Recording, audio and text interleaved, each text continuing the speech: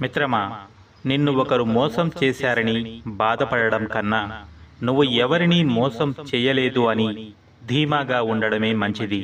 ఎందుకంటే కాలం అనేది ఒకటి ఉంటుంది, అన్నింటికీ సమాధానం చెబుతుంది. నలుగురికి నచ్చే నువ్వు మరో నలుగురికి నచ్చాలని రూలేమీ లేదు.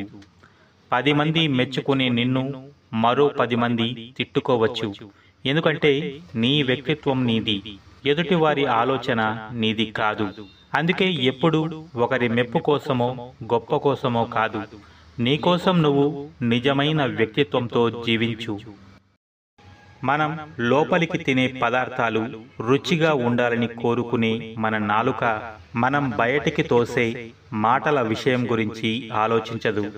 కడుపులోకి వెళ్ళిన అన్నం విషం అయితే ఆ మనిషి జీవితాన్ని మాత్రమే నాశనం చేస్తుంది.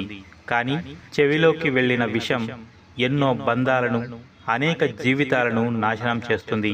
అందుకే తప్పుడు మాటలు చెప్పడం ఎంత తప్పో, చెప్పుడు మాటలు వినడం కూడా అంతే తప్పు. మీ కోరికలను జయించాలి లేదా అదుపు చేసుకోవాలి. అప్పుడే మీ మనస్సుకు ప్రశాంతత. కోరికల వెంబడి పరిగెత్తినంత కాలం మీకు అశాంతి మాత్రమే దొరుకుతుంది.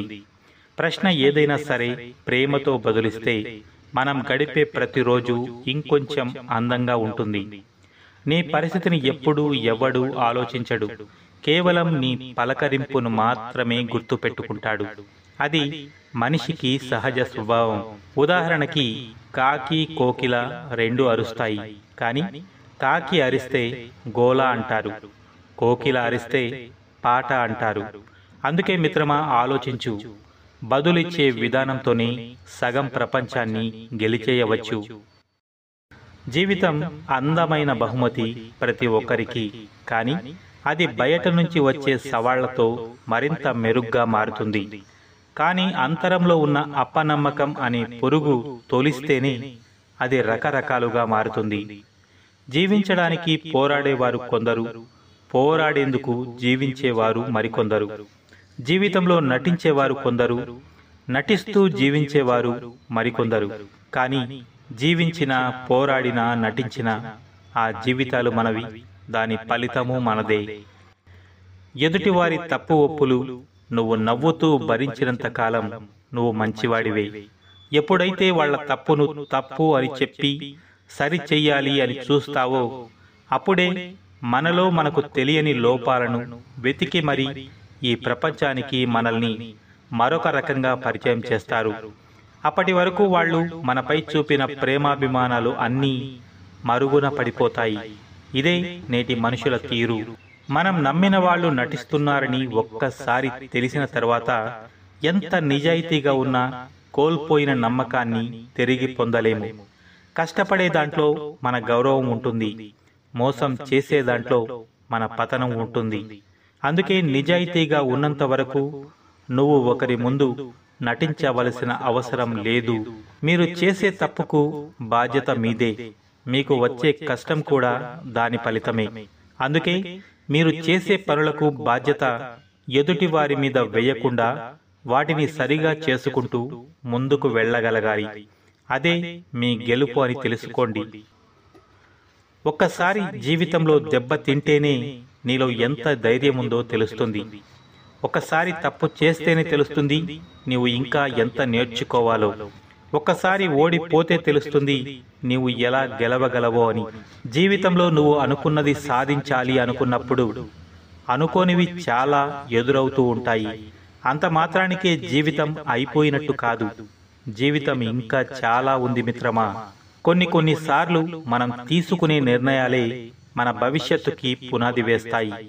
మరికొన్నిసార్లు ఉన్న పునాదులను కూడా కదిలించి వేస్తాయి. అందుకే ఏదైనా నిర్ణయానికి వచ్చే ముందు ఆవేశంతో కాదు, ఆలోచించి నిర్ణయం తీసుకో. అనవసరమైన ఆలోచనలను ప్రారంభంలోనే అణిచివేయకపోతే ముందు ముందు నువ్వు నీ మనశ్శాంతిని కోల్పోతావు. నిస్సహాయ స్థితిలో ఉన్న ఒక ఆడది డబ్బు కావాలి అని ఒక మగవాడిని సహాయం అడిగితే నాకేమిస్తావు అంటాడు. ఒక్కోసారి కొంతమంది నిజంగానే అన్ని విషయాలలోనూ సహాయం చేస్తారు. నీకు ఇంత సహాయం చేశాను కదా, దానికి ఫలితంగా నాకేమిస్తావు అని కొంతమంది అడుగుతారు. ఇలాంటి మగవారికి చెప్పేది ఒక్కటే, అదేమిటంటే రేపు మీరు లేకపోతే మీ ఇంటి వాళ్ళ పరిస్థితి కూడా ఇదే. సహాయం కోసం ఎవరి దగ్గరికైనా వెళ్తే మీరు పరాయి వాళ్ళను అడిగినట్టు వేరే వాళ్ళు కూడా మీ ఇంటి ఆడవాళ్ళని నాకేమిస్తావు అని అంటారు. ఇది గుర్తుపెట్టుకోండి మిత్రమా. ఒక మొక్క ఎదగాలంటే కావాల్సింది ఖరీదైన కుండీ కాదు, నాణ్యమైన మట్టి. అలాగే మన పిల్లలు ఉన్నతంగా ఎదగడానికి కావాల్సింది సంపద కాదు, సంస్కారం. ఎవరో తొక్కేస్తున్నారు, ఎదగనివ్వడం లేదు అని ఏ మొక్క అయినా నీతో చెప్పిందా? ఎటూ కదలలేని మొక్కలో ఉన్న ఆ విశ్వాసం నీలో ఎందుకు లేదో ముందు ఆలోచించుకో. నీకు విలువ లేని చోట మాట్లాడకూడదు, ప్రేమ లేని చోట ఆశపడకూడదు. దూరం పెడుతున్న వారికి ఎప్పటికీ దగ్గర అవ్వకూడదు. మనల్ని భారం అనుకునే వాళ్ళకి మన బాధలు చెప్పకూడదు. నువ్వంటే ఇష్టమే లేని వాళ్ళకి నీ ఫీలింగ్స్ అస్సలు చెప్పకూడదు. మిత్రమా, సమయం విలువ ఎప్పుడు తెలుస్తుందో తెలుసా? బాధ్యతలు మీద పడి నీకు నచ్చిన 4 నిమిషాలు కూడా నీ చేతిలో లేనప్పుడు, పోయిన క్షణం తిరిగి రాదు అని నీకు తెలిసినప్పుడు, వాటి కోసం ఆలోచిస్తూ ప్రస్తుతాన్ని మళ్ళీ వృధా చేస్తున్నావు అంటే నీకు ఇంకా కాలం విలువ తెలియదు అని అర్థం. ఈ క్షణం నీకు ఎలా ఉపయోగపడుతుందో అనే స్వార్థంతో నువ్వు ఆలోచించకపోతే జీవితంలో ఎప్పటికీ నీకు సమయం దొరకదు. ఎవరికో చెడు చేయాలి అని ఆలోచించకూడదు. ఇతరులు ఏమనుకుంటారు చెప్పకుండా తెలుసుకునే సామర్థ్యం పెంచుకో. బాధ మనకి బలవంతులు ఎలా అవ్వాలో నేర్పుతుంది. భయం మనకి చురుగ్గా ఎలా ఉండాలో నేర్పుతుంది. మోసం మనకి తెలివిగా ఎలా ఉండాలో నేర్పుతుంది. ఒక మనిషి యొక్క అసలు నైజం బయటపడేది ఆశపడినది తన చేతికి అందగానే బయటపడుతుంది. మరొక దాని మీద ఆశపడడం, ఒకవేళ అది దక్కకపోతే ప్రపంచంలో ఉన్న బాధలన్నీ తనకే వచ్చినట్లు ప్రవర్తించడం, ఇదే మనిషి అసలు నైజం. మనిషి దేవుణ్ణి నమ్మాలంటే భక్తి ఉంటే సరిపోతుంది, కానీ సాటి మనిషిని నమ్మాలంటే ధైర్యం కావాలి. ఈ రోజుల్లో బుసలు కొట్టే పాము కన్నా గుసగుసలాడే మనుషులే చాలా ప్రమాదకరం. మనిషికి చాలా తేలికగా వచ్చేది కోపం మాత్రమే. ఆ కోపం వచ్చిన ప్రతిసారి తనను తాను కోల్పోతాడు, నష్టపోతాడు. తన కోపమే తనకు శత్రువు అని తెలిసినా ఏమాత్రం వెనక్కి తగ్గడు. కానీ కోపాన్ని నియంత్రణలో పెట్టుకున్న వ్యక్తి తన లోపాలను బలంగా మార్చుకుని ఉన్నత స్థాయికి చేరుకుంటాడు. మిత్రమా, గుర్తుపెట్టుకో, ఆకలితో ఉన్న సింహం కంటే కోపంలో ఉన్న మనిషి చాలా ప్రమాదకరం. ఆ దేవుడు మనిషికి ఒక నాలుక, 2 చెవులు ఇచ్చాడు. దీని అర్థం ఏమిటో తెలుసా? తక్కువగా మాట్లాడు, ఎక్కువగా విను అని అర్థం. అలాగని చెప్పుడు మాటలు విని వాటిని అక్కడే మర్చిపోవాలి.